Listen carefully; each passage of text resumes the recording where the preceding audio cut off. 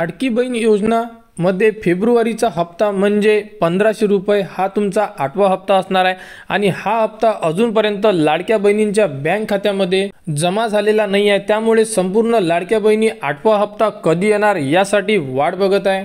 तर संपूर्ण लाडक्या बहिणींना अजून सुद्धा वाट बघावं लागू शकते, कारण अजूनपर्यंत अदितीताई तटकरे यांनी कुठेही अपडेट दिलेली नाही आहे किंवा कोणत्याही पत्रकार परिषदेमध्ये त्यांनी माहिती दिलेली नाही आहे की 8वा हप्ता हा महिलांचा त्यांच्या बँक खात्यावर पाठवण्यात आलेला आहे।